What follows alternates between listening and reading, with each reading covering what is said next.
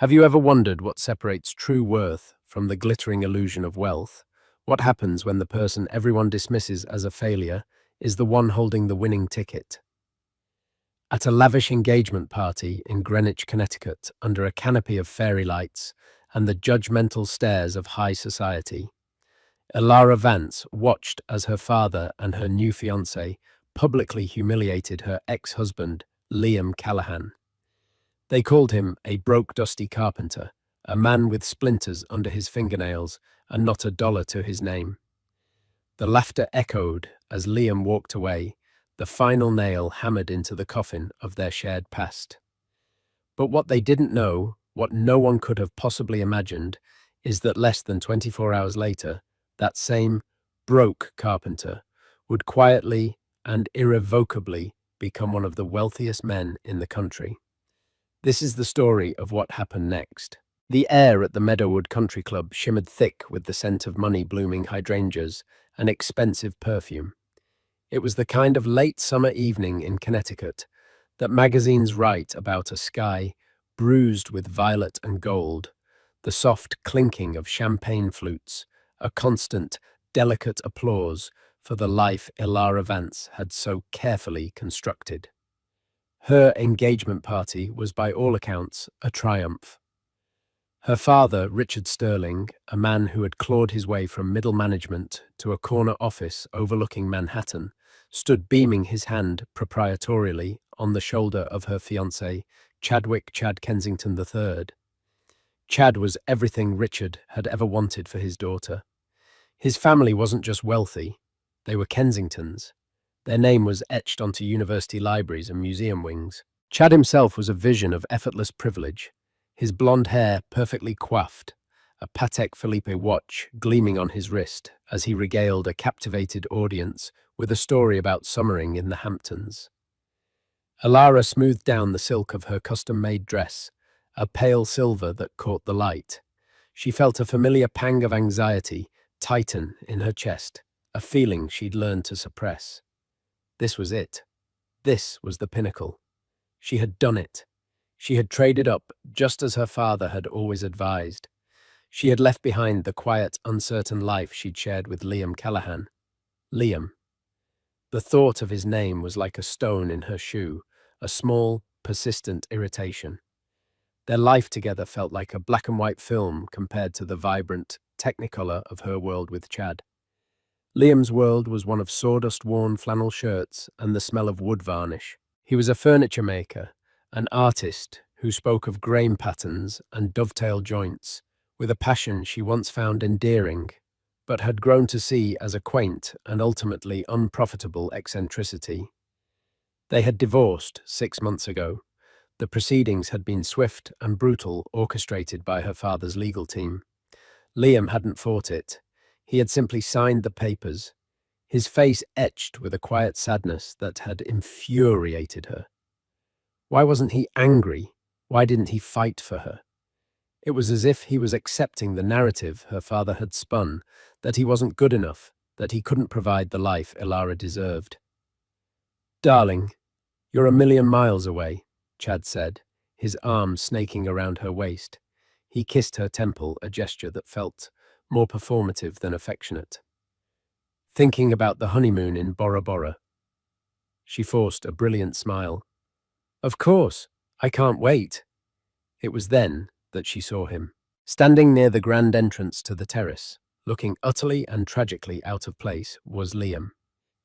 He wasn't wearing a tuxedo, just a simple dark blazer over a crisp button-down shirt and jeans, clean, respectable, but in this sea of bespoke suits, it might as well have been rags. He was holding a small carved wooden box.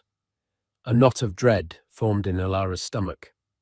Richard saw him at the same moment, and his jovial expression curdled.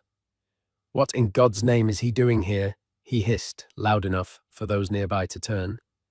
Liam's eyes found Elara's across the perfectly manicured lawn. He gave a small, hesitant nod, as if seeking permission to approach. Before she could react, her father was on the move with Chad, following a half-step behind, a smirk playing on his lips. "Callahan," Richard boomed his voice, dripping with condescension. You're a little off course, aren't you? The service entrance is around the back. A few people snickered. Liam's jaw tightened, but his gaze remained steady. Hello, Richard. I just came to drop something off for Ilara. She doesn't want it, Richard snapped. Whatever trinket you cobbled together in that dusty shed of yours, we're not interested. Chad stepped forward, positioning himself slightly in front of Ilara, a symbolic claiming of territory. Look, pal, he said, his voice smooth and patronizing. I know things must be tough, but crashing a private party isn't the way to handle it. If you need a few bucks for the bus ride home, I can help you out. He made a show of reaching for his wallet. The humiliation was a physical thing, hot and suffocating. Ilara felt dozens of eyes on her watching, judging. This was her past. Her mistake laid bare for all to see. Why did he have to come here? Why did he have to do this to her? That won't be necessary, Liam said, his voice dangerously quiet. He looked past them, directly at Ilara. This belonged to my grandmother. She gave it to you when we got married. I thought you should have it. He held out the small box. It was the rosewood music box she had kept on her nightstand for years. She remembered the day his grandmother, a kind woman with flower-dusted hands, had given it to her, saying it had played her to sleep for 50 years. A memory, sharp and painful, flashed in her mind, a rainy Sunday, with Liam in their tiny apartment, the soft melody of the music box filling the air as they danced in the living room. I don't want it, Ilara heard herself say, the words sounding brittle and foreign. My life is different now. I don't have room for old things. The hurt that flickered in Liam's eyes was so profound it almost made her flinch. It was the look he'd had when she'd told him she was leaving, a look of quiet devastation. Chad laughed a short, ugly bark. You hear that, buddy? She's upgraded, from splinters and sawdust to marble and mahogany. Your ancient history. He turned to the crowd. Let's give a round of applause for Ilara's ex, the broke carpenter, who thought he could hang with the big boys. The laughter that followed was a wave of acid washing over Liam. He stood there for a long moment, the box still in his outstretched hand. His gaze on Ilara was unreadable, not angry, but something deeper, disappointed. He finally seemed to see her not the woman he had loved, but the person she had become standing beside her prize fiancé, bathed in the glow of her father's approval. He slowly lowered his hand, placed the music box on an empty table near the entrance, and turned without another word. As he walked away, his shoulders straight, Richard Sterling raised his glass in a mock toast. To new beginnings, he declared, and to leaving the past and its failures exactly where they belong. The crowd cheered. Chad kissed Ilara a hard, possessive kiss that tasted of champagne and triumph. And as the party swirled back to life around her, Ilara couldn't shake the image of Liam's retreating back. She had everything she had ever wanted. So why did she suddenly feel like she had lost something irreplaceable? She pushed the feeling down, burying it under the weight of her new perfect life. It was just a pang of misplaced guilt, she told herself. It would pass. The next morning, the world smelled of stale champagne and regret. Ilara woke with a dull headache, the ghost of the previous night's forced smiles still aching in her cheeks. Chad was already gone off to an early tea time with a banking associate. A note on his pillow simply read, "Great party, see you tonight." She wandered through her cavernous, art-filled apartment, the silence amplifying the emptiness she refused to acknowledge. Her phone buzzed with notifications, photos from the party posted on Instagram, congratulatory texts filled with diamond ring emojis. Everyone was celebrating her glorious future. So why did she feel so hollow? Meanwhile, 20 miles away, in a world that felt a million light years removed, Liam Callahan was in his sanctuary. The workshop was a cathedral of wood and light. The air was thick with the clean, sharp scent of pine and cedar. Sunlight streamed through the large, dusty windows, illuminating motes of sawdust dancing in the air like tiny stars.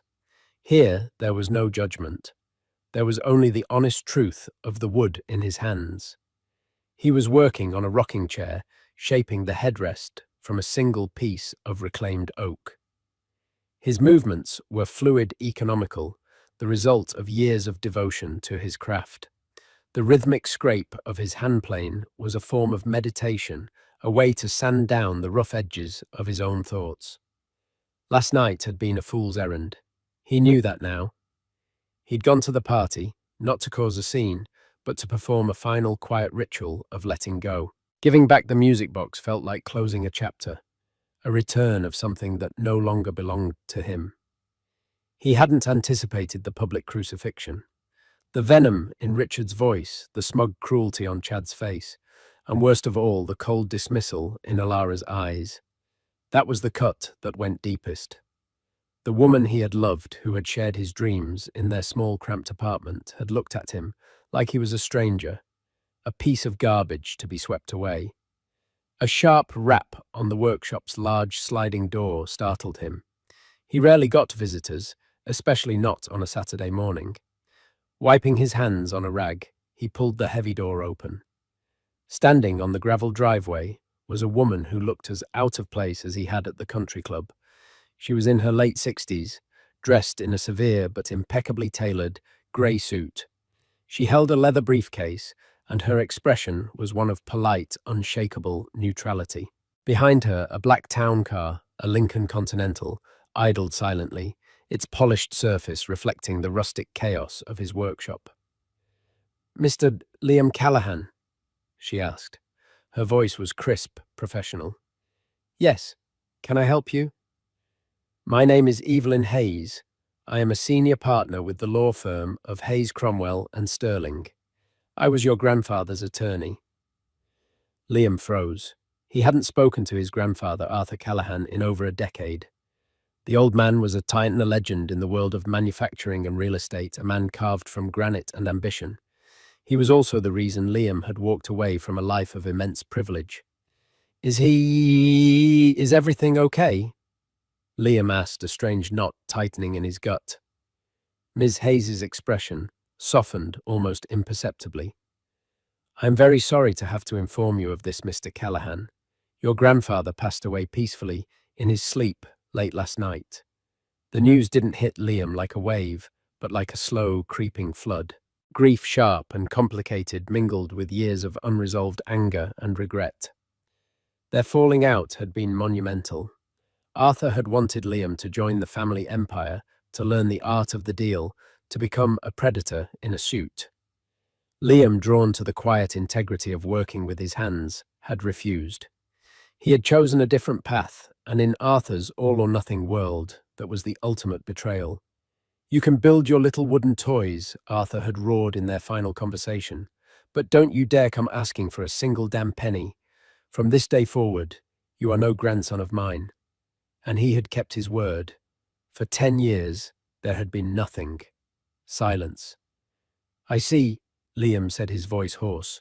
"Thank you for telling me in person." "That is not the only reason I am here," Ms. Hayes continued, opening her briefcase. "I am the executor of his estate. My presence here this morning is to fulfill my first duty as mandated by his final will and testament, which was signed and notarized less than a month ago." She paused, letting the weight of her words settle. "Mr. Callahan, your grandfather made a significant last-minute change to his will. He has disinherited all other potential beneficiaries. His sons, his daughter, everyone." Liam stared at her, confused. "What are you saying?" Evelyn Hayes looked him directly in the eye, her professional veneer unwavering. "I am saying that Arthur Callahan has named you the sole heir to his entire estate. The businesses, the properties, the stock portfolios, the trusts, everything." Liam felt the world tilt on its axis. He leaned against the doorframe, the rough wood grounding him. It had to be a mistake, a cruel joke. "That's not possible," he stammered. "He hated me. He disowned me." His final instructions were very clear.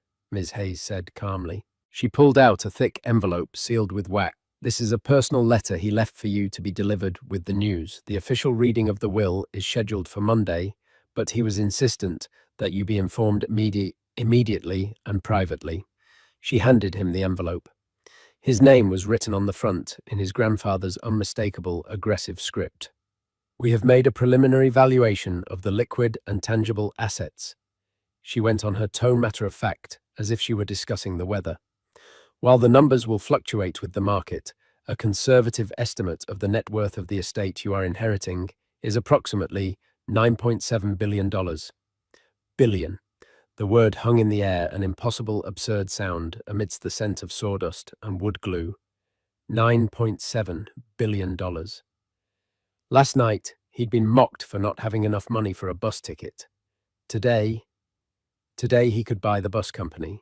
He could buy the entire city. He looked from the letter in his trembling hand to the impassive face of the lawyer. He thought of his tiny apartment, the overdue bills on his counter, the constant low-grade stress of making ends meet. He thought of Richard Sterling's sneering face and Chad's patronizing laugh. And then he thought of his grandfather, the powerful, terrifying man who had cast him out. Why? After a decade of silence. Why this? As Ms. Hayes began to explain the next steps, the legal processes, the probate court, the immediate transfer of an interim operating fund, Liam's mind went quiet. He felt no elation, no sense of victory, only a profound, earth-shattering sense of vertigo.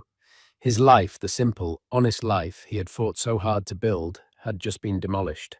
In its place stood something vast, terrifying, and utterly unknown. He was no longer just Liam Callahan the carpenter. He was Liam Callahan, the billionaire. And he had no idea what that meant. The news of Arthur Callahan's death hit the financial world like a thunderclap. By 11 a.m. on Saturday, it was the lead story on the Bloomberg and Wall Street Journal websites. Industrial titan Arthur Callahan dead at 88. The headline screamed. Tributes poured in from titans of industry and political leaders. But it was the subheadline, the one buried in the second paragraph of the initial reports, that sent the real shockwave through the gilded corridors of power. Sources close to the estate indicate a shocking last-minute change to the will naming Callahan's long-estranged grandson as the sole beneficiary.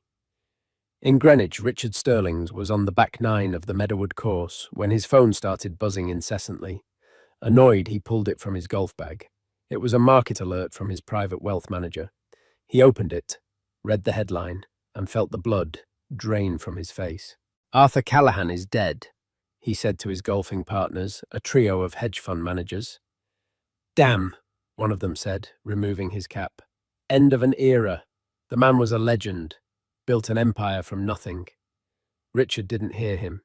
He was swiping frantically, his fingers clumsy. He found the article. He read the sentence about the long-estranged grandson. There was no name mentioned yet, but a cold, heavy dread was already congealing in his stomach. He knew of the feud.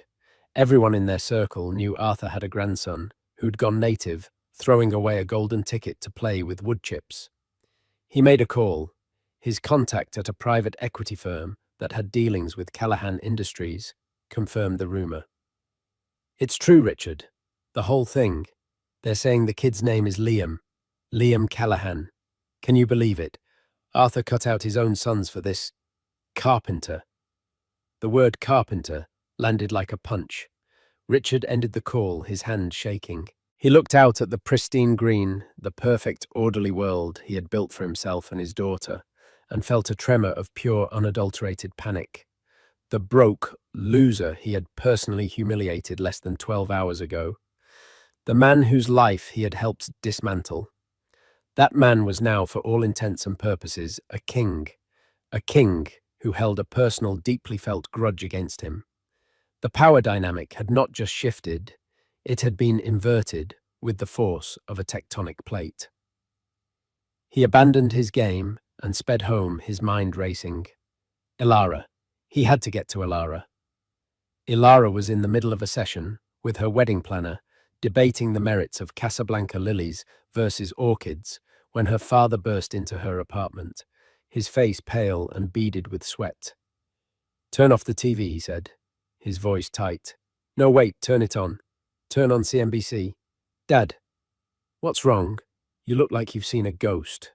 "Worse," he muttered, fumbling with the remote. "Much, much worse." The face of a financial news anchor filled the screen.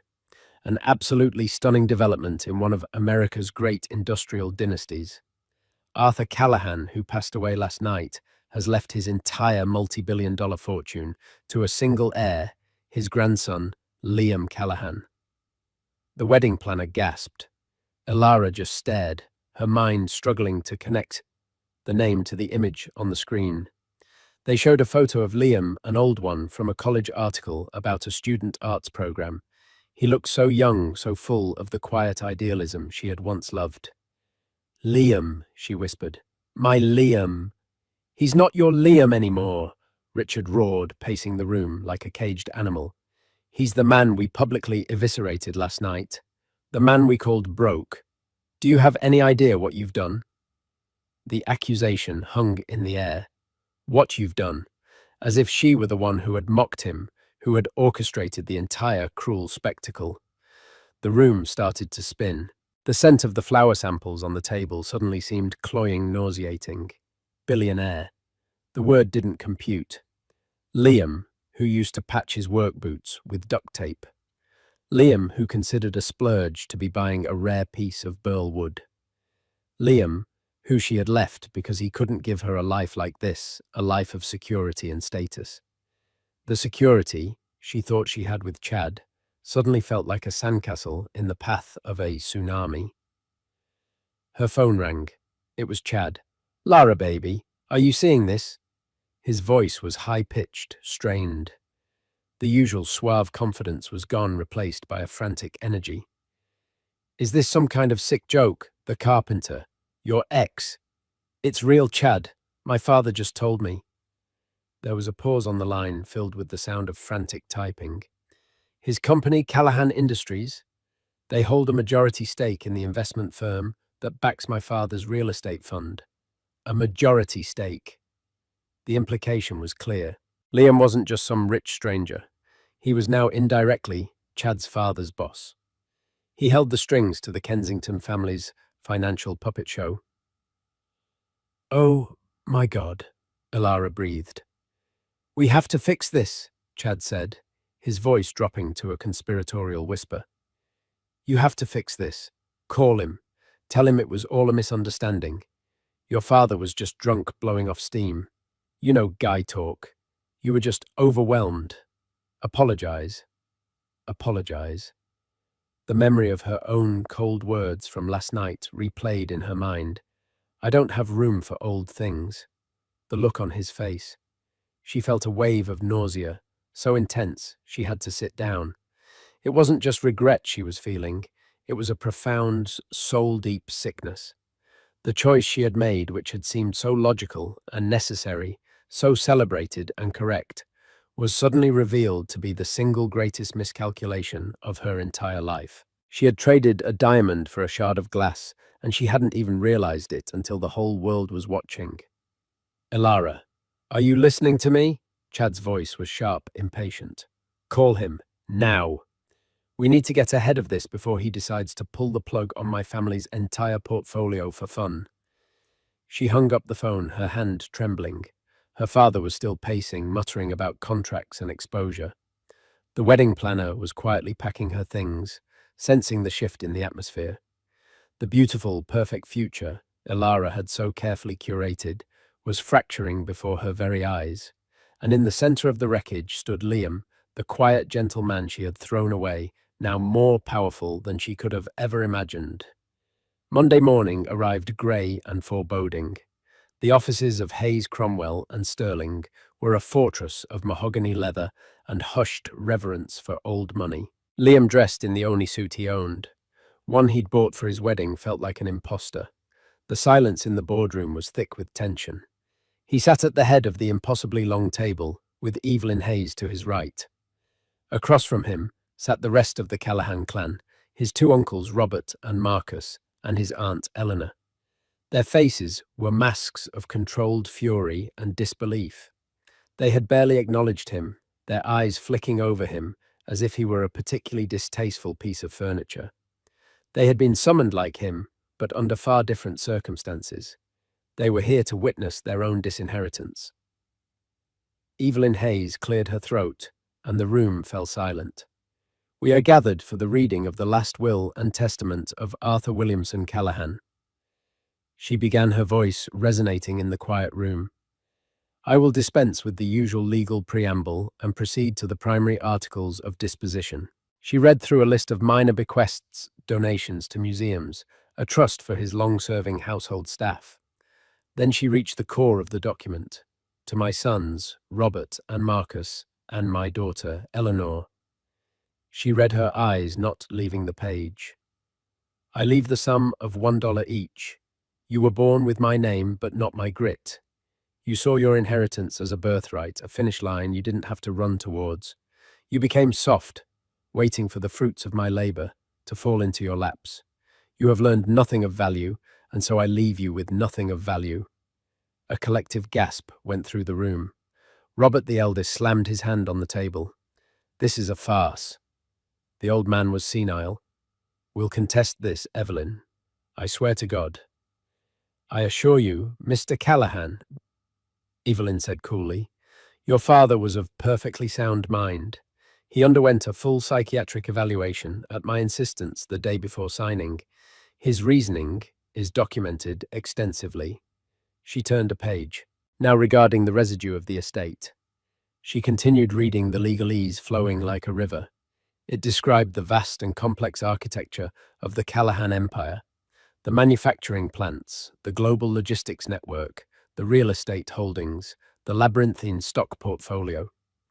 And at the end of every clause, the same name appeared: Liam Arthur Callahan. When she finished, the silence was venomous. "This is an insult," Eleanor finally hissed, her voice trembling with rage. "To leave everything to him, the boy who spat on this family, who ran away to play in the dirt." Liam remained silent, his hands clasped on the table.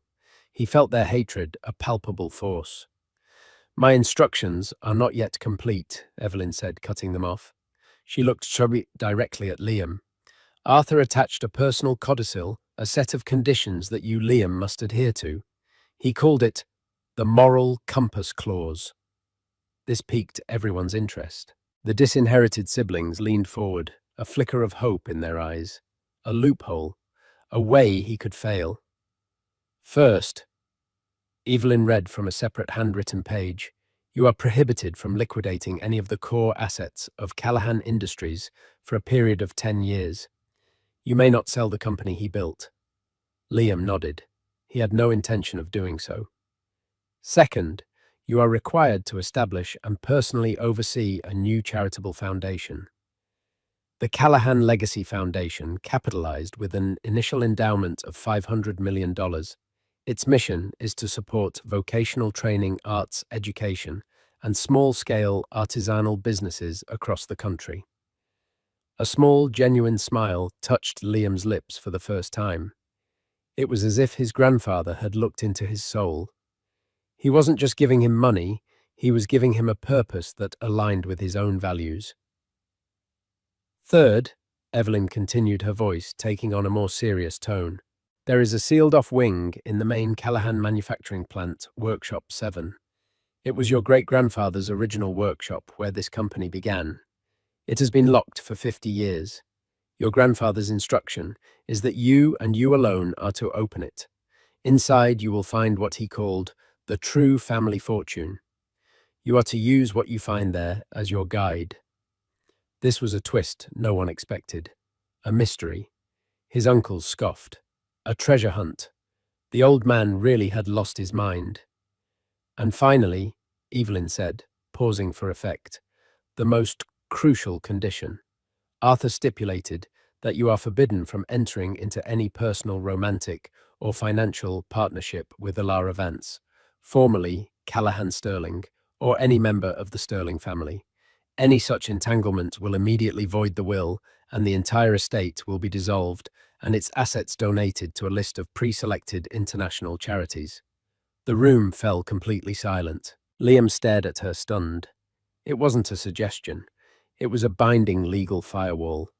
His grandfather hadn't just given him a fortune. He had given him a shield. A shield against the very people who were at that exact moment desperately trying to get back into his life. In that clause, Liam felt the full, complicated weight of his grandfather's final act. It wasn't just about the money. The old man had seen something. He had understood the predatory nature of the world he was throwing his grandson into. He knew who would come crawling out of the woodwork. The inheritance wasn't just a gift. It was a test. A final, posthumous lesson in power, loyalty, and the true cost of a name. Before anyone could react to the final, shocking clause, Liam stood up. "Thank you, Ms. Hayes," he said, his voice clear and steady. "I understand the terms, and I accept them." He turned and walked out of the boardroom, leaving his stunned, seething relatives in his wake. He had a letter from his grandfather to read and a workshop to find. The weight of $1 billion empire was on his shoulders, but for the first time he felt like he understood the path forward. It was a path his grandfather had laid for him, a path that led far away from Ilara Vance and the hollow, gilded cage she called a life. The world expected Liam Callahan's first move as a billionaire to be loud. A fleet of sports cars, a penthouse overlooking Central Park, a splashy acquisition. The gossip columns were poised, ready to document the carpenter's transformation into a cliché of new money. They were all wrong. For 2 weeks, Liam did nothing. He didn't answer the hundreds of calls and texts that flooded his phone, a significant portion of them from Ilara Chad and Richard Sterling, their tones shifting from panicked to pleading to sycophantic. He ignored the registered letters and extravagant gift baskets that arrived at his workshop. Instead, he spent his time with Evelyn Hayes and a small, hand-picked team of financial advisors working 18-hour days to understand the vast, sprawling empire he now commanded.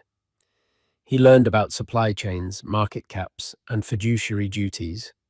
It was a language as foreign to him as ancient Greek, but he attacked it with the same methodical focus he applied to a difficult piece of wood.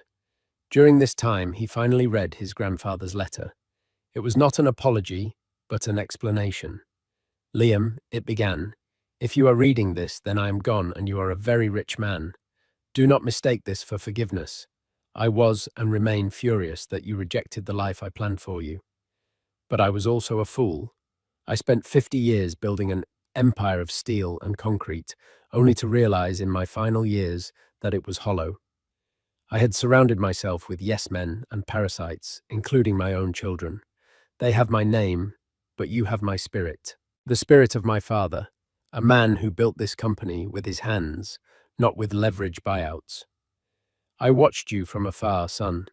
I saw you choose integrity over inheritance. I saw you build a life, however small, that was honest. This fortune is a terrible burden. It will attract wolves. It already has. My final gift to you is not the money, but the test that comes with it.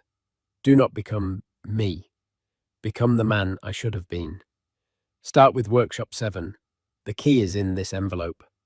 Liam's first public move came on a quiet Tuesday morning. It wasn't an announcement made at a press conference, but a simple act. The old community arts center in his neighborhood, a beloved institution that had given him his first lessons in woodworking as a boy, was being foreclosed on.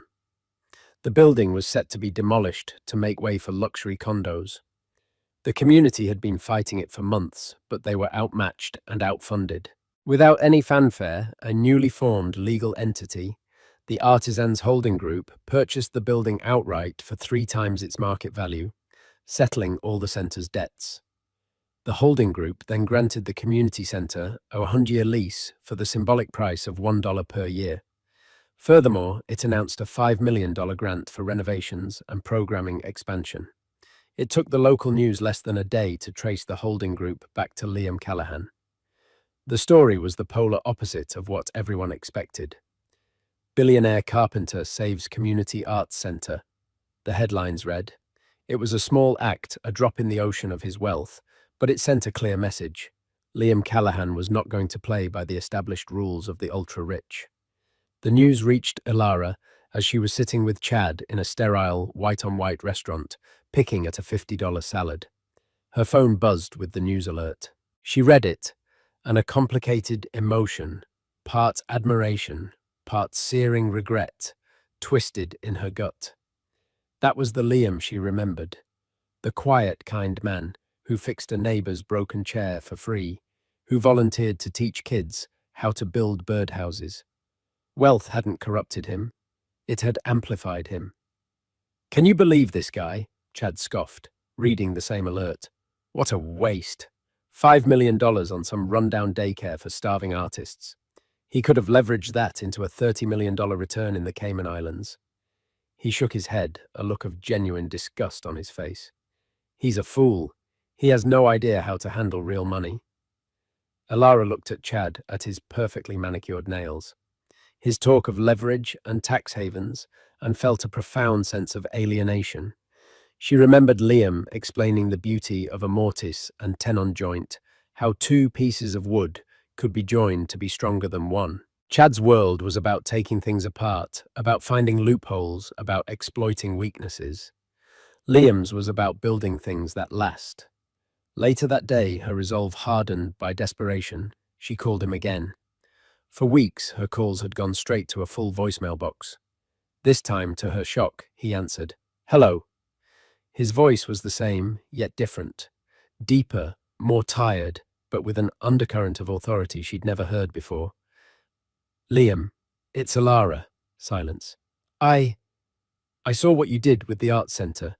That was really wonderful." "Thank you," he said. The words were polite but cool, freighted with distance. "Listen, Liam, about that night. My father, Chad, they were out of line. I was out of line. I was so caught up in everything, and I am so sorry for how I treated you. For everything." Her apology felt thin, rehearsed, even to her own ears. There was a long pause on the other end of the line. She could hear the faint sound of machinery in the background. He was in his workshop. Even now, he was in his workshop. "Apology accepted, Ilara," he said finally. His tone was not forgiving. It was the tone of a man closing a ledger, balancing an account. It was the sound of finality. "Good," she said, relieved. "I was hoping maybe we could get a coffee or dinner just to talk, to clear the air properly." "I don't think that's a good idea," he said, his voice leaving no room for negotiation. "My grandfather's will was very specific. I'm sure your father has already had his lawyers look it up. Any association with you or your family would have significant consequences." He was using the will as a shield, just as his grandfather had intended. He was telling her, in the most legally airtight way possible, to stay away. "Oh," she said, her voice small. "The will. Right. I understand. I wish you the best." "Ilara," he said, and the words held no warmth. "Goodbye." And he hung up. Ilara stared at her phone, the dial tone a dull buzz in her ear. It was over. Truly irrevocably over. She had tried to get back in, and he had calmly, quietly, and completely shut the door. The path back to him wasn't just closed. It had been legally and financially obliterated. Liam's quiet, decisive philanthropy was a pebble dropped in a pond, and the ripples were beginning to rock some very expensive boats. The first to capsize was Chadwick Kensington III. The Kensington family's wealth, while considerable, was largely built on a precarious foundation of leveraged real estate deals, many of which were financed by a subsidiary of Callahan Industries. It was standard practice, but it relied on the goodwill and continued partnership of their primary backer. With Liam at the helm, that goodwill was no longer a given. Chad and his father tried to arrange a meeting. They were politely but firmly rebuffed by Evelyn Hayes, who now acted as Liam's chief of staff. Their calls were routed to junior executives.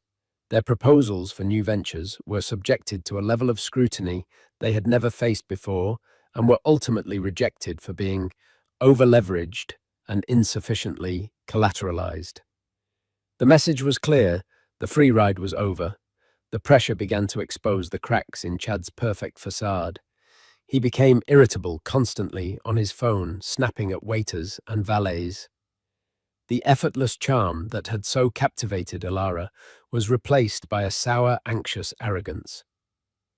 Their conversations, once filled with plans for glamorous trips and society events, now revolved around his complaints about the carpenter and the incompetent fools running Callahan Industries. "He's trying to ruin me, Alara," he'd rant, pacing their living room. "This is all because of you. He's taking it out on me because you left him." "That's not fair, Chad," she'd reply, her voice weak. "This is business. It's personal, and you need to do something about it. Your father needs to do something." Richard Sterling was indeed trying to do something. His own company had a number of supply chain contracts with Callahan subsidiaries. He saw a massive opportunity, a strategic partnership, a merger, a way to latch his wagon to Liam's star. He believed he could use Elara as the ultimate bargaining chip. He summoned her to his office, the city skyline gleaming behind him. "This has gone on long enough," he said, foregoing any preamble. "The man is clearly still in love with you. He's just wounded. We need to orchestrate a reconciliation." "Dad, I told you he won't even speak to me. The will is a piece of paper." Richard slammed his fist on his desk. "It's a bluff, a test from the old man to see if the boy had a spine. You need to be more persuasive. Remind him of the good times. Make him see what he's missing. You are a Sterling. You are going to be a Kensington. We do not get shut out by mechanics." He laid out a plan that made Alara's skin crawl. She was to accidentally run into Liam at one of his favorite coffee shops. She was to feign a crisis, a moment of weakness, appealing to the protective instincts she knew he had. She was to be the damsel in distress, reminding him of a time before lawyers and billions of dollars. "I can't do that," she said, a flicker of her old self, the pre-Chad, pre-Richard-approved self, sparking to life. "It's dishonest. It's manipulative. It's survival," he thundered. "Do you have any idea how much is at stake? The Kensington deal, our own contracts. This isn't a game, Elara. This is our future. Are you going to let your pride destroy everything I have built for you?" That night, Chad came home drunk and furious. One of his father's largest lines of credit had been called in by a bank that it turned out was heavily influenced by the Callahan Financial Group. "They're squeezing us," he snarled, throwing his jacket onto a chair. "That son of a bitch is systematically dismantling my family's legacy." He grabbed her arms, his grip surprisingly tight. "Did you talk to him? Did you fix it?" "No." "Chad let go of me," she said, frightened by the look in his eyes. "You're useless." He spat, his face contorted in an ugly sneer. "All this time I thought I was getting a prize as Sterling. Turns out I just got the baggage of a billionaire's ex-wife. Maybe I should have just stayed with Tiffany. At least her father's money is real." The words hit her like a slap. Tiffany, a vapid socialite she'd always been rivals with. The carefully constructed illusion of her perfect romance, her perfect life shattered into a million pieces. This wasn't love. It was a merger. And the merger was failing. The final twist came not from Liam, but from an investigative reporter at the Wall Street Journal. The reporter had been digging into the Kensington family's finances, intrigued by their sudden reversal of fortune. What he found was a bombshell.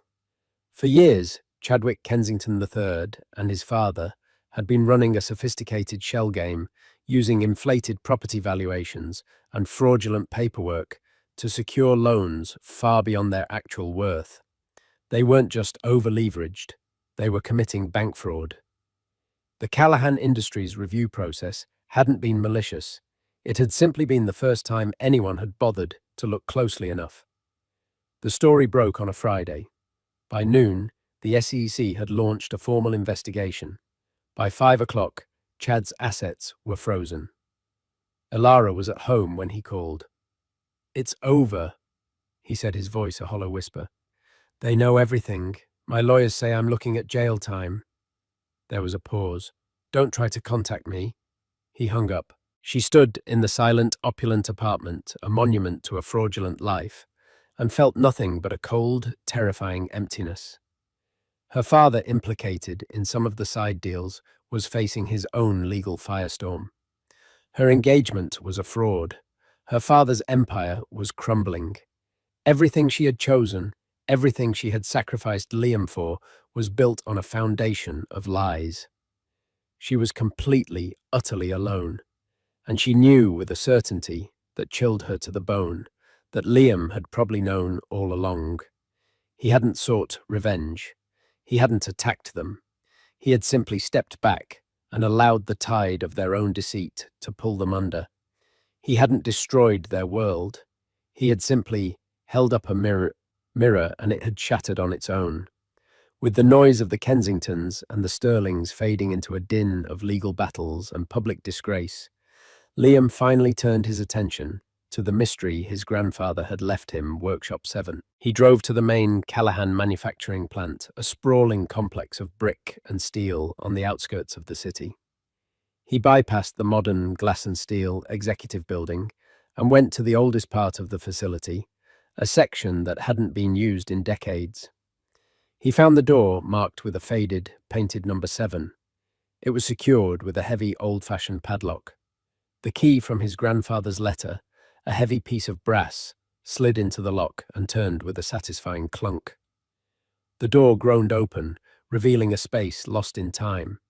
It wasn't a factory, but a massive cathedral-like workshop, much like his own, but on a grander scale. Sunlight streamed through grimy skylights, illuminating a scene straight from the turn of the 20th century. Antique lathes, planers, and saws stood silent, covered in thick shrouds of dust. Along the walls were stacks of lumber, mahogany, cherry bird's eye maple, all aged to perfection. But the centerpiece of the room was a collection of finished furniture, all draped in canvas cloths. Liam walked to the nearest one and pulled back the cover. It was a roll-top desk, exquisitely crafted with intricate inlays and a finish so deep it looked like liquid. He pulled back another cloth, revealing a dining table that could seat 20, its surface a single, flawless slab of walnut. Another revealed a 4-poster bed with hand-carved posts. This was his great-grandfather's work, the work of the man who started it all, not as an industrialist, but as a master craftsman. Scattered on the workbenches were original hand-drawn schematics, notes on wood types, and ledgers detailing his first sales. This wasn't just a workshop. It was a museum of the company's soul. In the center of the room, on a large drafting table, was a single, large leather-bound book, another letter addressed to him. He opened the letter first. "Liam, this is the true family fortune. Not the stock certificates, but the skill, the patience, the integrity of a job well done. I lost sight of this. I turned this craft into a commodity. My father, your great-grandfather, never wanted that. His dream was to build things that would last for generations. I want you to bring that back. In this ledger, you will find a list of every piece of furniture he ever sold and to whom. Many of the families are still around. Your mission, should you choose to accept it, is to find them, restore them, reconnect the company with its roots, build something that lasts again." Liam opened the ledger. It was a meticulous record of a century of craftsmanship. He looked around the dusty, silent workshop, at the tools his great-grandfather had held, at the wood he had shaped. He understood now. The money was just a tool. The real inheritance was a legacy of purpose. His path was clear. The Callahan Legacy Foundation would not only fund arts and vocational programs, but would also establish a national apprenticeship for master craftsmanship. Callahan Industries would launch a new bespoke division, Callahan Originals, dedicated to creating furniture with the same quality and artistry as his great-grandfather, right here in this workshop. He wouldn't just be a CEO, he'd be a master craftsman, leading from the workbench, not the boardroom.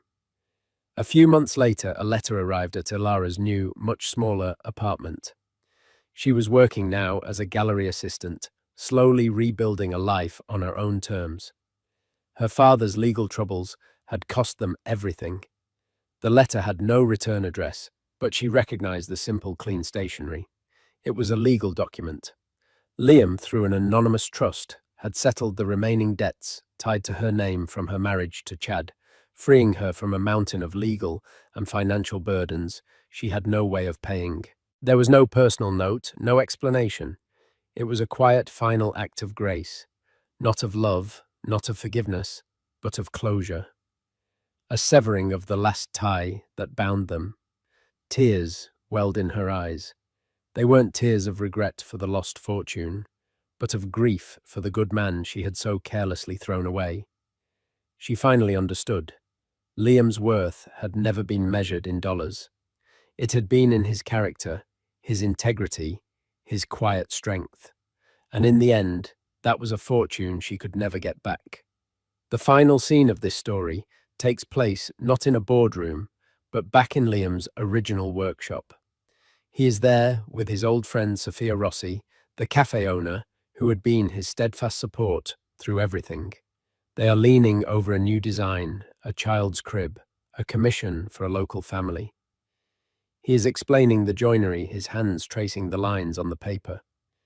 "It's about making something strong," he says, his voice filled with a quiet passion.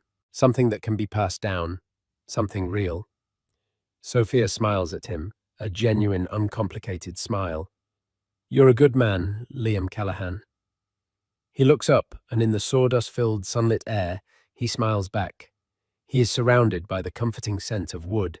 His hands are covered in honest dust, and for the first time in a very long time, he feels truly, immeasurably rich. In the end, this wasn't just a story about a man inheriting a fortune. It was a story about the true meaning of value.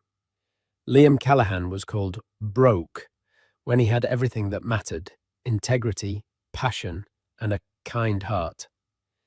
The billion-dollar inheritance didn't change who he was. It simply gave him a larger canvas on which to paint his masterpiece of character. Ilara and her family, who measured life in bank statements and social status, learned a brutal lesson. A life built on greed is a house of cards ready to collapse at the slightest breeze. It forces us to ask ourselves, what is our own measure of wealth? Is it the number in our bank account or the strength of our character? Is it what we own or what we build? If this story resonated with you and made you think, please take a moment to hit that like button. Share it with someone who might appreciate the message. And for more stories that explore the twists and turns of life, don't forget to subscribe to the channel and click the notification bell. We all have a story to tell, and we'd be honored if you'd continue to listen to ours. Thank you for watching. In the heart of New York City, where fortunes are forged and reputations are shattered, in a single evening, the annual Starlight Gala was the apex of the social season. Tonight, all eyes were on tech titan Diego Stafford and his new fiancée, a woman half his age with diamonds that glittered like her ambition. He paraded her like a trophy, a public declaration that his past, his quiet, unassuming ex-wife, Melanie, was nothing but a forgotten footnote. But in a world of curated perfection, a single moment can unravel everything. A gasp, a sudden silence, a turn of heads toward the grand entrance. Because the footnote just walked in, and she was about to rewrite the entire story. The Grand Astoria Ballroom was a testament to opulent excess. Light from 3 colossal crystal chandeliers, each the size of a small car, fractured into a million shimmering pieces, dancing across the gilded cornices and the sea of couture-clad guests below. The air, thick with the scent of lilies and expensive perfume, vibrated with the carefully modulated hum of the city's elite. This was the Starlight Gala for Children's Health, an event where compassion was a currency and social standing was the ultimate prize. And tonight, Diego Stafford was winning. He stood near the sweeping marble staircase, one hand possessively on the small of his fiancée's back, the other holding a flute of Dom Perignon. At 45, Diego was a force of nature. His company, Stafford Innovations, had revolutionized data security, making him a billionaire before his 40th birthday. He had a predator's smile, sharp and knowing, and eyes the color of cold steel that missed nothing. He had built his empire on ruthless acquisitions and an unerring instinct for weakness. His fiancée, Tiffany Dubois, was the perfect accessory to his success. She was 24, a former brand strategist, whose primary brand seemed to be herself. Her gown was a fiery red, Alexander McQueen, audacious and unforgiving, clinging to a figure honed by personal trainers and a disciplined diet of kale and ambition. A necklace of staggering canary diamonds, a recent gift from Diego, blazed at her throat. She laughed a sound that was a little too loud, a little too practiced, designed to draw every eye in her vicinity. "Darling," she purred, tilting her head back so the light caught the facets of her earrings. "Robert Carlyle from Forbes is staring again. He must be desperate for a quote about the merger." Diego squeezed her waist gently. "Let him be desperate. Tonight is about us. And of course," he added, with a magnanimous wave, "the children." His gaze swept the room with an air of supreme ownership. He saw the subtle nods of deference, the envious glances, the way people angled themselves to catch his eye. This was his world, a kingdom he had built from the ground up, and every piece of it was a reflection of his power, especially the woman beside him. Tiffany was everything his ex-wife Melanie had not been. She was vibrant, sexually confident, and utterly enamored with the public stage. Melanie. The name surfaced in his mind like a phantom, unwelcome and irritating. He hadn't thought of her in months, not really. Their divorce had been finalized a year ago, a clean surgical cut. He had been generous, of course. His lawyers had ensured the world knew just how generous he was. He'd given her the quiet suburban house they had once shared, and a settlement that to anyone else would seem immense. To him, it was a rounding error, the cost of shedding dead weight. He remembered their last meeting in the lawyer's office. Melanie had been so beige. Her sensible grey suit, her hair pulled back in a simple knot, her face pale and devoid of makeup. She had looked drained, a ghost haunting the edges of his vibrant new life. She hadn't fought him. She hadn't screamed or cried or thrown things. She had just sat there, her hands clasped in her lap, her silence more unnerving than any tirade. "Is this what you want, Diego?" she had asked, her voice barely a whisper. "It's what's necessary, Melanie." He'd replied, his tone clipped and final. "We've grown apart. I'm moving forward. You're not." The unspoken words hung in the air. "You're not young enough, not exciting enough, not beautiful enough. You are the starter wife, the cocoon I had to shed to become the butterfly." He had convinced himself it was true. She had been the quiet librarian's daughter. He'd met in college, the steady grounding force, while he was a chaotic storm of ambition. She'd managed their home, supported his early ventures with her small inheritance, and provided a calm refuge from his battles in the boardroom. But refuges become prisons when you want to fly. "I still can't believe she had the nerve to try and keep the Rothkos," Tiffany said suddenly, pulling him from his reverie. She was scrolling through her phone, a smirk playing on her perfectly glossed lips. "I saw the auction results from Sotheby's. She sold them. Probably needed the money to fix the roof on that sad little house." Diego grunted. The two Mark Rothko paintings had been a point of contention. Melanie had a preternatural eye for art, a skill he'd once found charming and had even profited from. She'd bought the paintings years ago, long before their value had skyrocketed. She'd claimed they were a joint investment, bought with money from her family. His lawyers had argued otherwise. In the end, as part of the settlement, she had been forced to sell one, and he had kept the other, the larger, more significant piece which now hung in the lobby of Stafford Tower. She has no appreciation for what they represent, Diego said dismissively. To her, they were just colors on a canvas.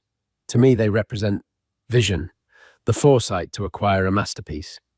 He conveniently forgot that it was Melanie who had stood for hours in a dusty gallery, convincing a skeptical dealer that she, a young woman in a simple coat, understood the soul of the artist.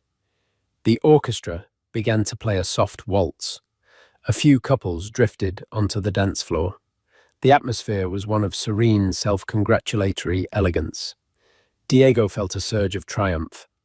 Everything was perfect. He had the business world by the throat, the most talked-about woman in New York on his arm, and the ghost of his past was exactly where she belonged in the past. Forgotten. Irrelevant.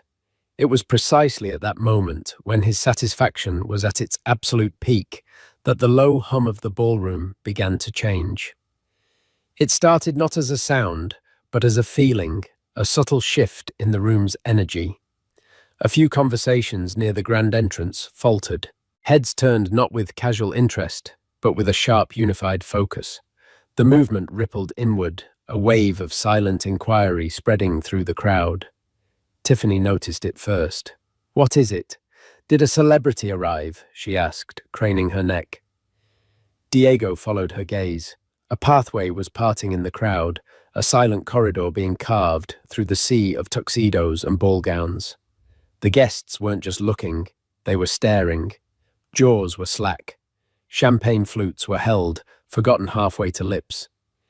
Even Robert Carlyle of Forbes had lowered his phone, his reporter's instincts replaced by simple, unadulterated shock.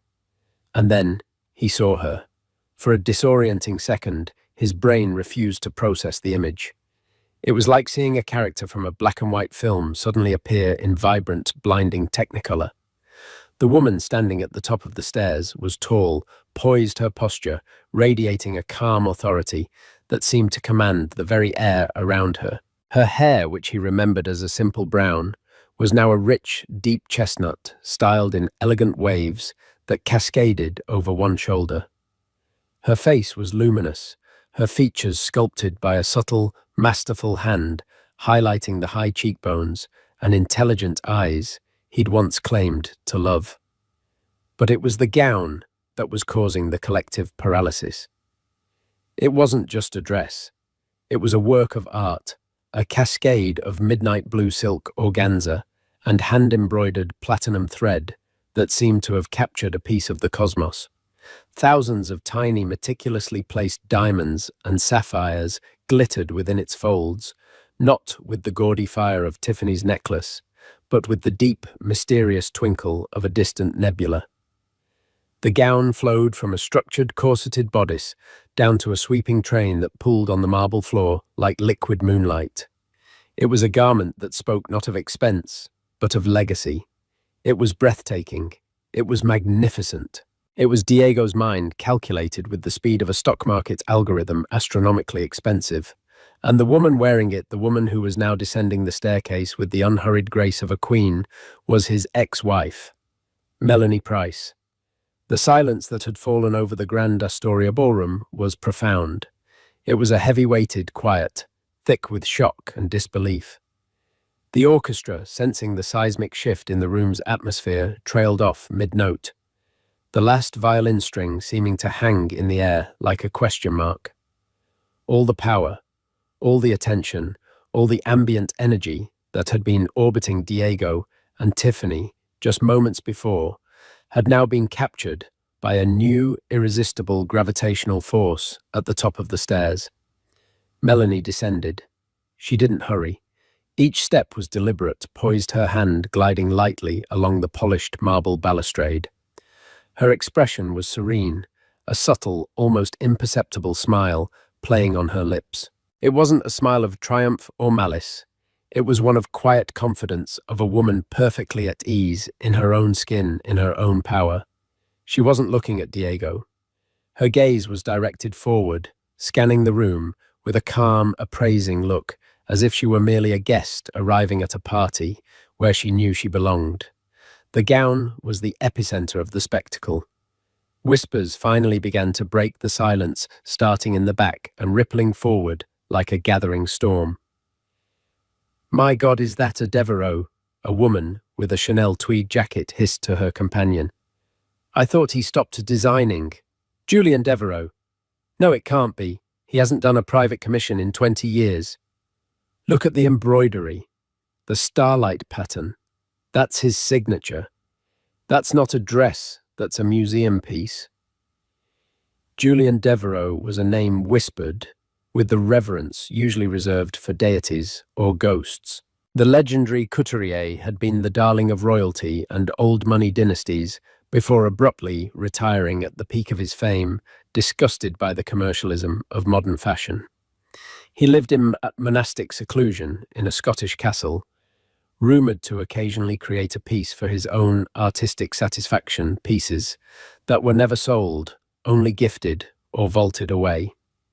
To wear a new Devereaux was not a matter of money, it was a matter of being deemed worthy by the master himself.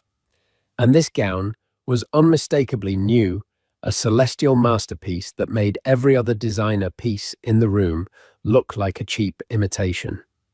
Someone near the press line, a young fashion blogger with a rapidly growing following, was already typing furiously into her phone. Sources say the gown features over 10 zero assembrates hand-set diamonds and sapphires from a private collection. Early estimate at least $2 million, maybe more. The figure shot through the room via text messages and hushed exchanges, adding another layer of awe and confusion to the scene. $2 million, worn by Melanie Price, the forgotten ex-wife. Diego felt a cold knot tighten in his stomach.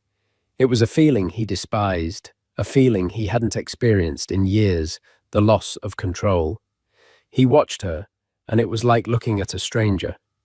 The Melanie he had discarded was a creature of earth tones and comfortable fabrics. She preferred books to parties' quiet nights to glittering galas. She would have considered a dress like this to be the height of frivolous absurdity. This woman, this vision descending the stairs, was someone else entirely. She had been remade, reforged in some unknown fire. Beside him, Tiffany was practically vibrating with fury.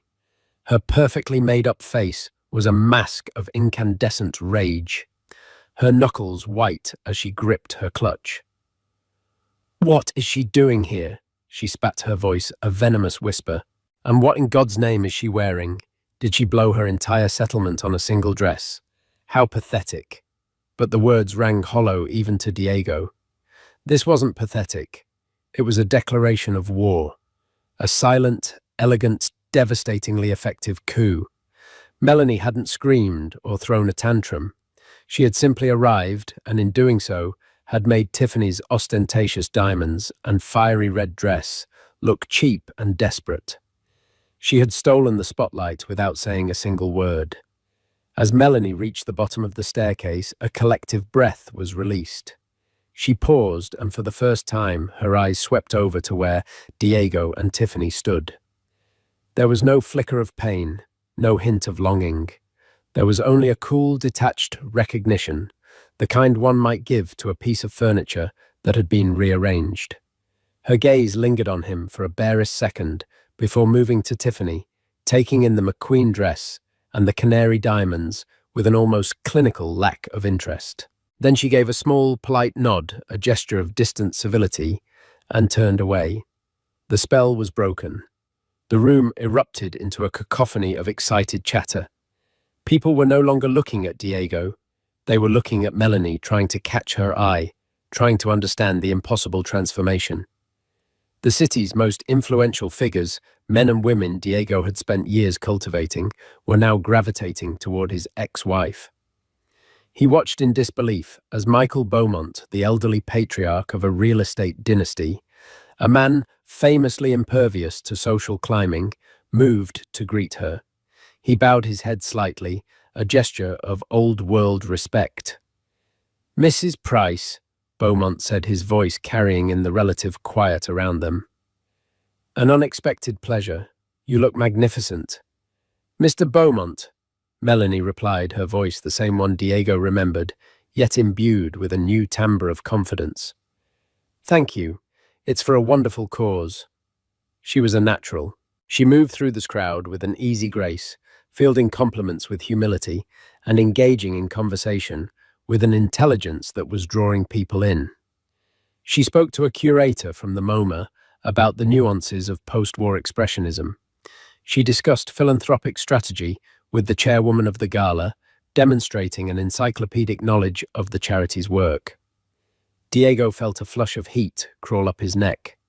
This was the Melanie he had deliberately forgotten, the brilliant, perceptive woman who could hold her own in any intellectual circle.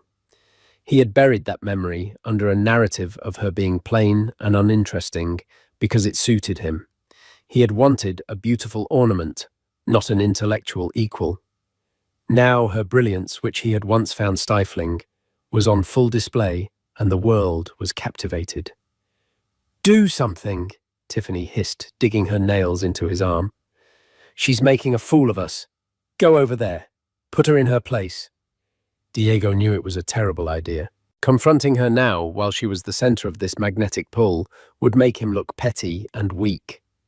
But seeing the smirks on the faces of his rivals, the speculative looks from journalists, the sheer, unadulterated awe directed at the woman he had cast off, it was intolerable. His ego, the engine of his entire existence, demanded he reassert his dominance.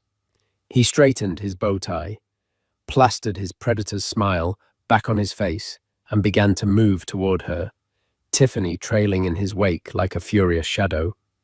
He would remind her and everyone else who she was. She was his ex-wife, a relic, and he was Diego Stafford, the king of this world. He just had to remind his subjects. The path to Melanie was like wading through molasses. The very air around her seemed thicker, charged with the energy of the crowd's fascination. As Diego approached, conversations lulled, and eyes shifted, sensing the impending collision. This was the drama they had been craving. The real reason many of them attended these events, to witness the rise and fall of fortunes, both social and financial. Melanie was speaking with Alistair Finch, a notoriously sharp and discerning British investor known for his Midas touch in the tech sector. Finch was in his late 60s, with a mane of silver hair and eyes that held a lifetime of shrewd calculations. He was the white whale of venture capital, and Diego had been trying to secure a meeting with him for 6 months, hoping to get Finch to invest in his new AI-driven satellite project. His assistant had been repeatedly rebuffed. Yet here was Melanie chatting with him, as if they were old friends. The ethical framework is the most crucial component, Melanie was saying, her tone earnest and compelling. Predictive analytics without a strong moral compass is just a high-tech weapon. The potential for misuse is staggering. Finch nodded slowly, his gaze fixed on her. "A refreshing perspective, Mrs. Price. Most founders I meet talk about disruption and market share. Few mention morality." Before Melanie could respond, Diego inserted himself into the conversation, his smile wide and artificial. "Alistair, I didn't realize you knew my ex-wife." He placed a deliberate, condescending emphasis on the word ex. Alistair Finch turned his cool gaze on Diego. "I didn't. I'm having the pleasure of making her acquaintance now. We were just discussing the ethics of artificial intelligence." "Ah, ethics," Diego said, with a dismissive chuckle, clapping Finch on the shoulder. Melanie was always more of a philosopher than a businesswoman, an admirable, if not particularly profitable trait. He looked at Melanie, his eyes glinting with malice. "That's a rather spectacular dress, Melanie. You must have broken the bank. I hope you're managing your finances wisely." It was a low blow, a public insinuation that she was a foolish spendthrift living off his scraps. The small circle of onlookers held their breath. Melanie didn't flinch. She simply met his gaze, her expression unreadable. "Thank you, Diego," she said, her voice even and calm. "It's a Devereaux, a gift from the artist. And as for my finances," she added, a ghost of a smile touching her lips, "you taught me the importance of shrewd investments. I've been applying the lesson." The comeback was perfect. It was polite, it deflected his jab, and it contained a subtle barb of its own, hinting at a success he knew nothing about. Finch's eyebrow arched in appreciation. Tiffany, however, lacked any sense of subtlety. Seeing Diego's attack fail, she stepped forward, her voice dripping with faux concern. "Melanie, it's so good to see you out and about. We were so worried. After the divorce, you just disappeared. It's wonderful that you're feeling up to all this." She gestured vaguely at the opulent room. The implication clear, you don't belong here. She then zeroed in on the dress. $2 million, they're saying. Honestly, I think it's a bit much, don't you? For a charity event, it almost feels like you're trying to make the cause about yourself. Diego and I believe in quiet, substantive giving. This was a direct attack on Melanie's character, painting her as a selfish show-off. Diego watched a cruel sense of satisfaction blooming in his chest. This, he thought, was how you handle her. Melanie turned her full attention to Tiffany. The shift was subtle, but the temperature around them seemed to drop by several degrees. She looked Tiffany up and down, her gaze lingering for a moment on the garish canary diamond necklace. "It's interesting you mentioned substantive giving, Tiffany," Melanie said, her voice still quiet, but now laced with an edge of pure steel. "This gala supports research into pediatric neurological disorders. It's a cause that's deeply personal to me. My younger sister Clara passed away from an undiagnosed glioma when she was 9. The revelation landed with the force of a physical blow. The manufactured drama of the evening suddenly felt cheap and tawdry in the face of such a genuine, painful truth." Tiffany's smug expression faltered, replaced by a flicker of panic. She had tried to score a social point and had stumbled into a minefield of real grief. Melanie wasn't finished. "As for the dress," she continued, her voice softening slightly, "Julian Devereaux is an old family friend of my mother's. When he heard I would be attending tonight in Clara's memory, he insisted on creating something special. He called it Clara's Constellation. His gift, he said, was to ensure that no one would forget why we are truly here." She paused, letting the weight of her words settle. "So, no, I don't think it's a bit much. I think it's a tribute." She had not only defended herself, but had elevated the gown from a symbol of wealth to a memorial of love and loss. She had seized the moral high ground with such effortless grace that Tiffany was left speechless, her face flushed with humiliation. She had been exposed not just as catty, but as profoundly insensitive. Alistair Finch, who had been observing the entire exchange with the focus of a chess master, spoke into the silence. "A beautiful tribute, Mrs. Price, truly." He then turned to Diego, his expression now decidedly frosty. "Stafford, I believe my associate informed your office that my Q2 investment portfolio is fully committed. I won't have time for a meeting." Diego's smile froze on his face. It was a polite, public, and utterly brutal dismissal. Finch had just slammed the door on a potential $100 million investment in front of half of New York's financial elite. He hadn't just said no, he had made a point of saying it here now in the immediate aftermath of Diego and Tiffany's callousness. Diego felt the floor drop out from beneath him. He had come over to reassert his dominance and had instead been handed a devastating public defeat.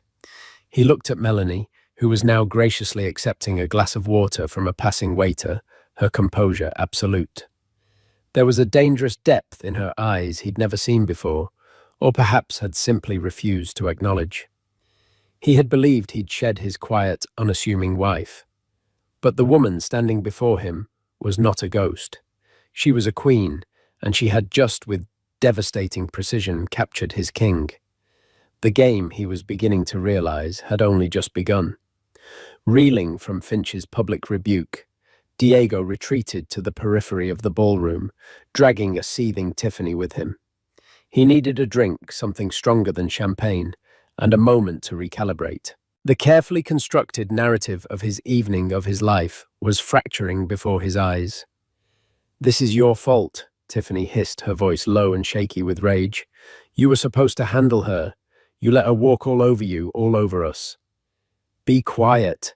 Diego snapped his tone dangerously soft. He motioned to a waiter for a whiskey neat. You're the one who brought up the dress. You walked right into her little sob story. Sob story? She probably made that up. Her sister? Tiffany trailed off, realizing how monstrous she sounded. The problem was, she knew it was true. In the early days of their affair, Diego had once mentioned, in a moment of rare introspection, the shadow that the death of Melanie's sister had cast over her family.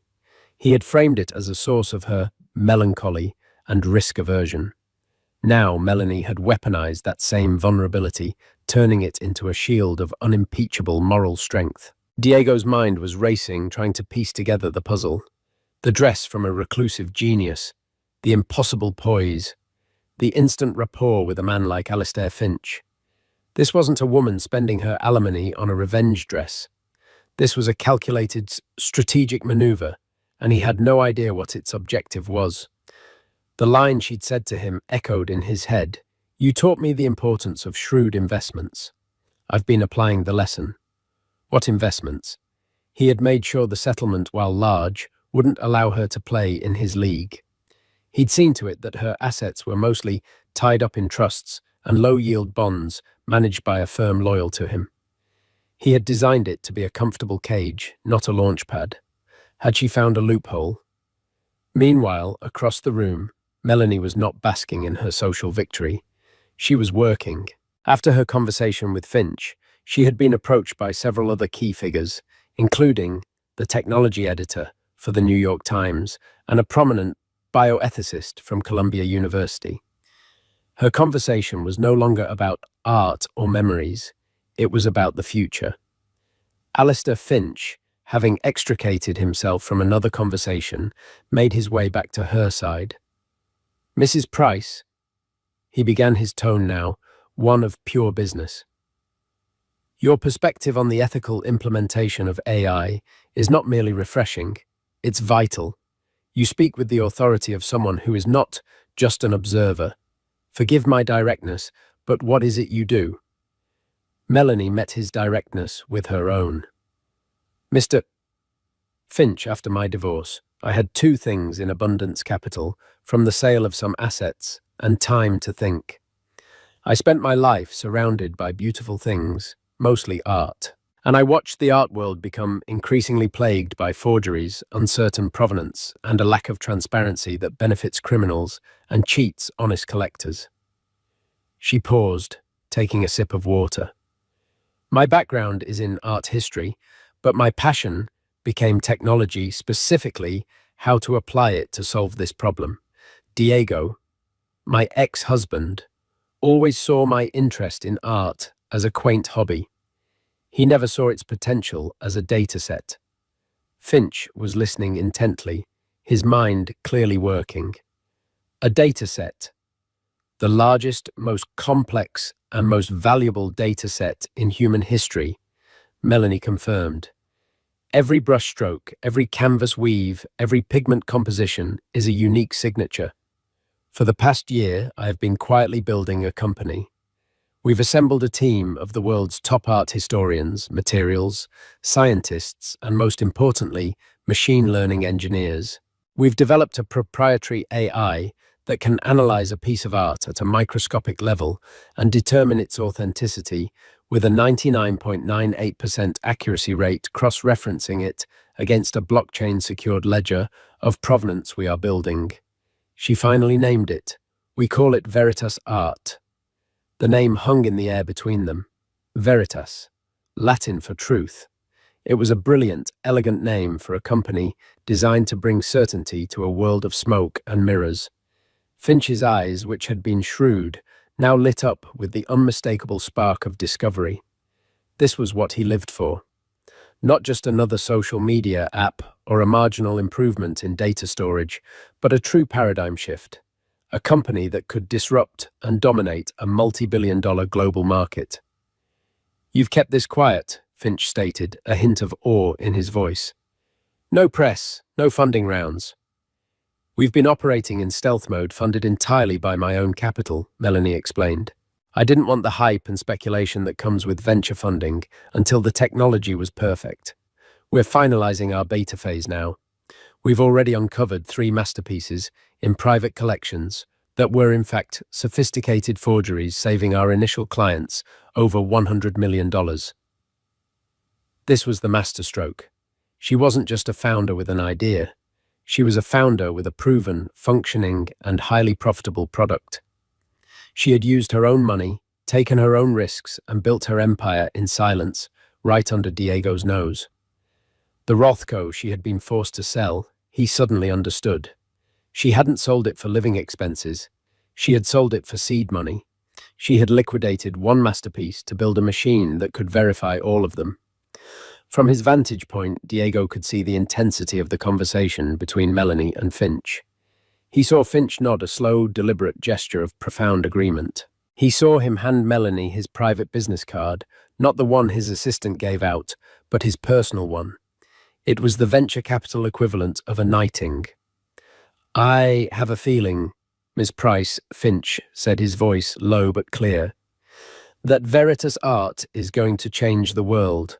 My fund, Finch Global, doesn't just invest in companies.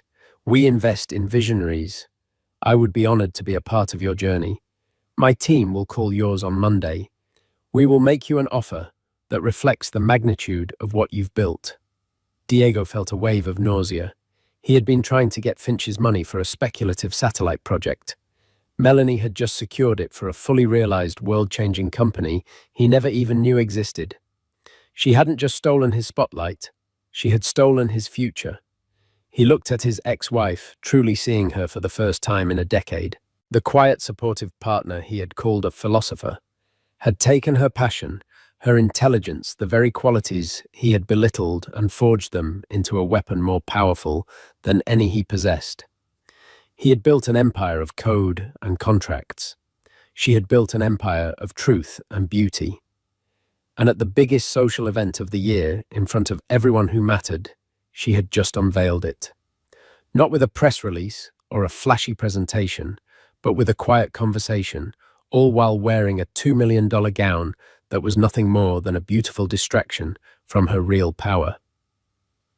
The main event of the evening, the live auction, was meant to be the climax of the gala, a chance for the city's wealthiest to publicly display their generosity.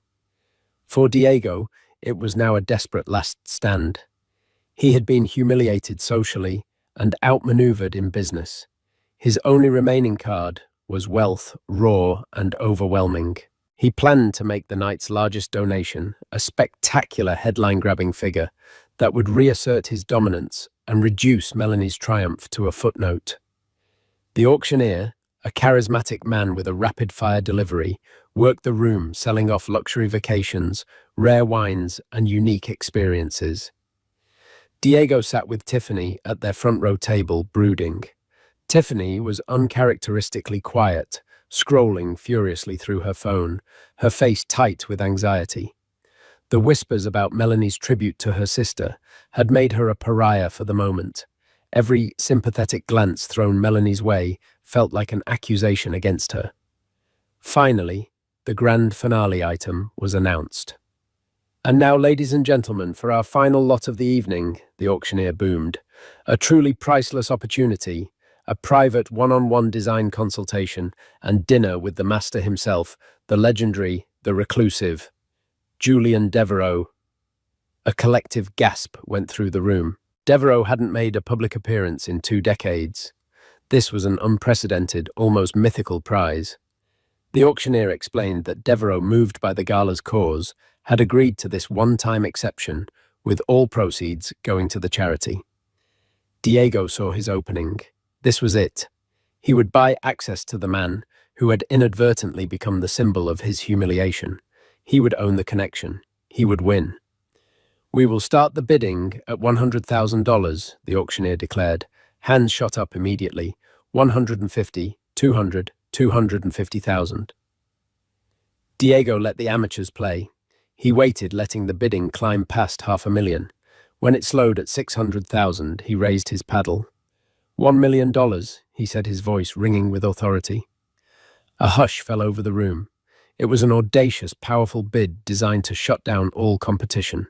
But on the other side of the room, a shipping magnate with a point to prove raised his paddle. 1.1 million, Diego countered immediately. 1.5 million. The room buzzed with excitement. This was the spectacle they had been waiting for. The magnate hesitated, conferred with his wife, and reluctantly shook his head. The auctioneer's gavel was raised. $1.5 million going once, going twice. This was his moment of redemption. But before the gavel could fall, the chairwoman of the gala, a graceful woman named Beatrice Vanderbilt, walked onto the stage and held up a hand, speaking quietly to the auctioneer. He nodded his eyes odd and lowered his gavel. "Ladies and gentlemen," Beatrice said, her voice amplified by the microphone, "we have a brief and rather wonderful interruption. While the generosity on display tonight has been truly heartwarming, I have just been informed that we received a donation earlier this evening. A donation made privately without fanfare before the gala even began." She paused for dramatic effect. Diego felt a prickle of unease. "This single donation," Beatrice continued, her voice filled with emotion, "is the largest in the Starlight Gala's 20-year history. It is enough to fully fund the construction and staffing of a new state-of-the-art pediatric neuro research wing at the hospital, which will be named in memory of a young girl who lost her battle with cancer far too soon, the Clara Price Research Pavilion." The name hit Diego like a physical shock. Clara Price. Beatrice smiled warmly. The donor wished to remain anonymous, but in light of her presence here tonight, and with her gracious permission, we feel it is only right to acknowledge her. The $5 million donation was made by the founder of Veritas Art, Mrs. Melanie Price. If Melanie's arrival had caused a shockwave, this was an earthquake. The room erupted not into chatter, but into thunderous, sustained applause. People were rising to their feet, turning to face Melanie, their faces a mixture of awe and profound respect. Her $1.5 million bid was now rendered meaningless, a gaudy display of ego next to an act of transformative, silent philanthropy. He had tried to buy the spotlight, and she had already purchased the entire stage, the building, and the moral soul of the evening. Melanie, looking genuinely surprised by the announcement, simply inclined her head, a humble gesture that only amplified her grace. She had given a fortune in her sister's name and hadn't wanted anyone to know. As Diego sat paralyzed by this final checkmate move, a second more insidious crisis was unfolding at his own table. Tiffany's face had gone sheet white. Her phone was buzzing incessantly. A well-known gossip columnist, a woman Tiffany had snubbed earlier in the evening, just posted a story on her widely read blog. The headline was devastating. The Stafford fiancé's fairy tale passed more fiction than fact. The article, citing multiple sources from her hometown, methodically dismantled Tiffany's carefully constructed identity. She had not graduated summa cum laude from Wharton. She had attended a community college for 2 semesters. She was never a senior brand strategist at a top marketing firm. She had been an unpaid intern who was let go after 3 months.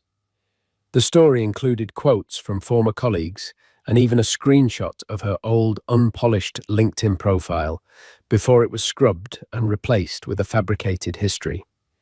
The news spread through the ballroom with the speed of a digital virus. On phones hidden under tablecloths, the story was being shared, commented on, and dissected.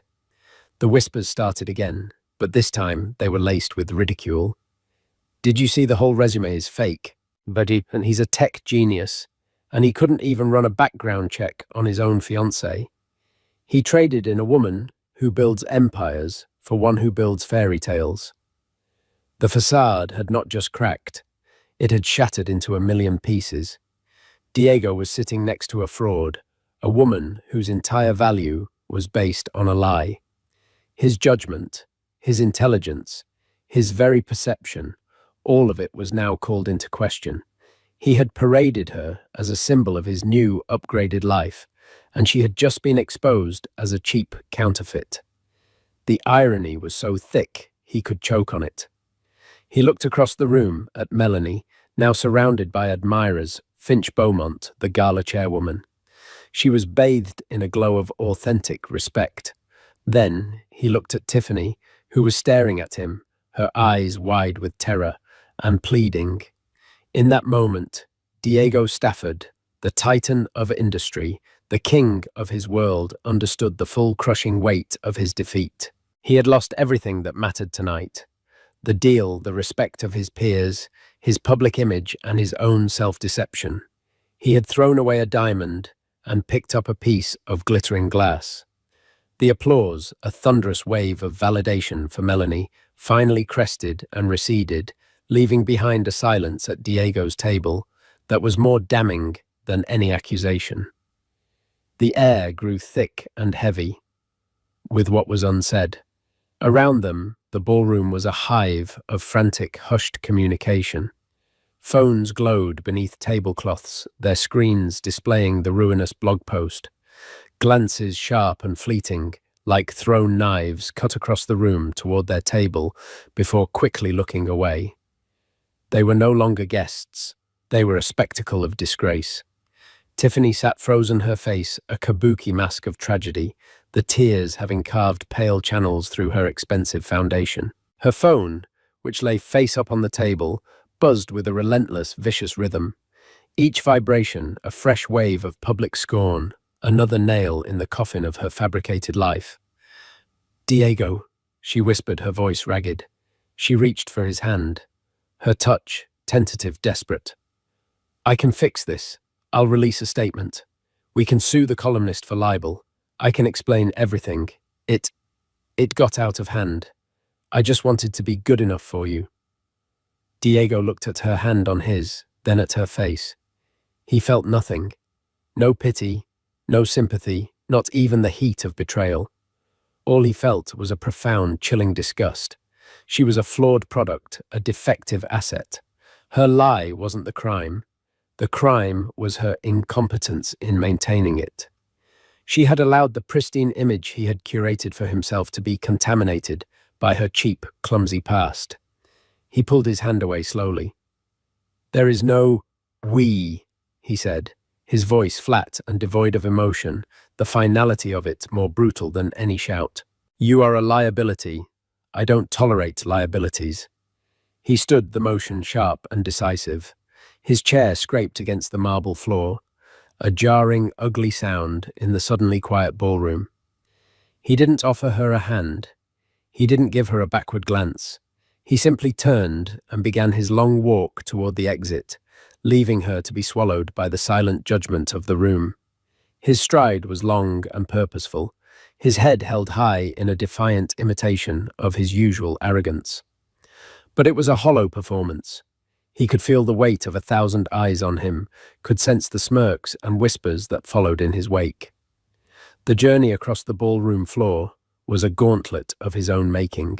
He passed a rival tech CEO, a man he'd gloated to just hours earlier, who now gave him a slow, pitying shake of the head. He saw a circle of society women, their faces a mixture of glee and mock sympathy, their whispers ceasing the moment he looked their way. This was what failure felt like, not a sudden crash, but a slow, agonizing corrosion of deference into contempt. He was halfway to the grand staircase, his escape almost in sight, when a figure stepped into his path, blocking his way as surely as a brick wall. It was Alistair Finch. The British investor stood with an air of immense stillness, his silver hair catching the light, his eyes holding no warmth, only a clear, piercing judgment. "Stafford," Finch said. His voice was not loud, but it cut through Diego's haze of fury and humiliation. "A word of advice, if I may." Diego bristled, forced to a halt. "I'm not in the mood for advice, Alistair." "I imagine not," Finch replied, his tone dry as dust. "But you'll want to hear this. For years, I've watched men like you operate. You worship at the altar of disruption. You measure success in market caps and brute force. But you consistently overlook the most valuable asset of all, It is not capital, nor technology, nor market share. It is integrity. Finch took a small step closer, his gaze unwavering. It's the bedrock upon which lasting empires are built. It cannot be bought, it cannot be leveraged, and it cannot be acquired in a hostile takeover. It must be earned, and once lost. He paused, letting the weight of the word hang between them. It is almost impossible to recover. You would do well to remember that. Before Diego could form a retort, Finch executed his final devastating maneuver. With a curt, dismissive nod, he turned his back on Diego and walked directly to where Melanie stood, preparing for her own departure. The move was a physical manifestation of the evening's power shift, a literal turning away from the disgraced past and toward the brilliant future.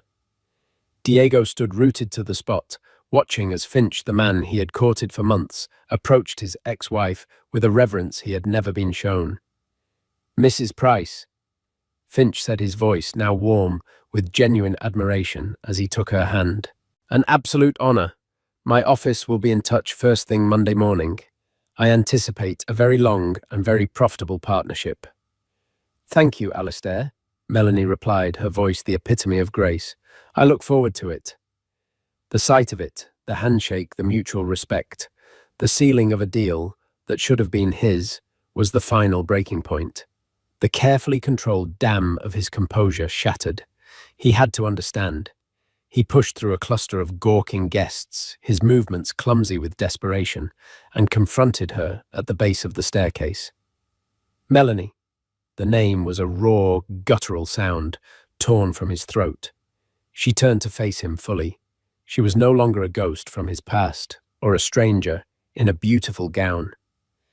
She was an immovable force, her serenity, the calm eye of the storm that had just torn his life apart. The thousands of tiny diamonds on her Devereux gown seemed to glitter like a triumphant constellation, mocking him with their cold, celestial light. Was this all for revenge? He demanded, the question bursting from him, a desperate plea for an explanation his ego could process. The company, the dress, Finch, all of it. Did you spend a year plotting this? This elaborate scheme just to humiliate me? He needed it to be about him. The alternative, that he was merely a footnote in her story, was simply incomprehensible. Melanie looked at him, and a profound sadness softened the powerful composure of her features. It was the look of a teacher watching a student fail the simplest, most fundamental lesson. "Oh, Diego," she said, her voice quiet, imbued not with malice, but with a weary clarity. "You still don't get it, do you? After all this, you still believe the world revolves around you, that every action is either for you or against you." And she took a single deliberate step closer, her presence commanding the space between them. This was never about revenge. It was about resurrection. He saw her take a slow breath, gathering the story of her past year into a single powerful truth. "When you left me, you did more than just end our marriage. You tried to erase me. You took my history. You took my confidence.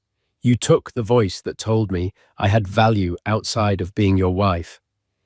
You told the world I wasn't enough, and for a long, quiet time I believed you. I was a ghost in my own life, haunting the rooms you had abandoned." Her gaze was unblinking, forcing him to see the truth he had so long ignored. "This past year wasn't about destroying you. It was about rebuilding me, from the foundation up." Her voice gained strength, each word a carefully laid brick in her new reality. "Veritas art was born from my passion for truth and beauty, the very things you always dismissed as a quaint hobby. The donation was for my sister Clara, a defining part of my soul you never bothered to learn. And this dress," she glanced down at the magnificent creation, "is not a weapon. It is a gift from a dear friend who saw my strength long before I could see it myself. It is a tribute to the memory of a love that was real and pure." She held his gaze, her final judgment, both merciful and absolute. "This evening wasn't a plot against you, Diego. It was my announcement to myself, first and foremost, that I am no longer a supporting character in your story. I am the author of my own. She looked past him, then toward the wreckage he had made of his own life, embodied by the weeping figure of Tiffany. You surround yourself with reflections of your own ego, hoping their praise will convince you of your own greatness. But a hall of mirrors is still just an empty room. I truly hope for your sake that one day you find something real to put in it. With that, she turned. She did not storm off or flee. She simply ascended the grand staircase, her movements unhurried and regal. The train of Clara's constellation flowed behind her like a river of starlight, a breathtaking sight. The entire ballroom watched in silence, a collective, unspoken acknowledgement that they were witnessing not an ending, but a coronation. She never looked back. Diego Stafford stood alone, a statue in the middle of the ballroom. The buzzing chatter of the crowd slowly returned, but it sounded distant and distorted the noise of a world to which he no longer fully belonged. He was a king in a fallen kingdom, left with nothing but the bitter ashes of his pride, haunted by the devastating clarity of her final words. Melanie pushed through the heavy doors and stepped out into the cool, crisp embrace of the New York night. The air was clean, a welcome antidote to the cloying atmosphere of the gala. The city skyline blazed before her, a familiar panorama that suddenly felt new, a landscape of infinite possibility. She took a deep, shuddering breath, a breath of pure, unadulterated freedom. The weight of the past, the grief, the betrayal, the crushing inadequacy had finally been lifted. The magnificent gown, which had served as her armor for the battle, now felt light like a second skin. Its purpose was served. Her work was just beginning. Veritas Art needed her. The Clara Price Research Pavilion needed to be built. She smiled a genuine private smile. She had walked into the fire of her past and emerged, not burned but forged. Her new dawn was here, and it was brighter than all the city lights combined. And so the Starlight Gala ended, not with a bang, but with the quiet, earth-shattering triumph of a woman who refused to be forgotten. Melanie Price walked into that ballroom as an ex-wife and walked out as a legend. This wasn't just a story about a revenge dress. It was a story about reclaiming one's narrative. It's a testament to the fact that true power isn't about the noise you make or the money you flaunt, but about the silent, unshakable strength you build when no one is watching.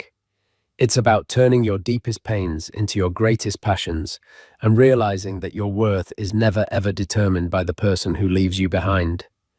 What did you think of Melanie's incredible transformation? Were you cheering for her every step of the way? Let us know in the comments below. If you love stories of empowerment and sweet, sweet victory, don't forget to hit that like button, share this video with someone who needs to hear it, and subscribe to our channel for more unforgettable tales.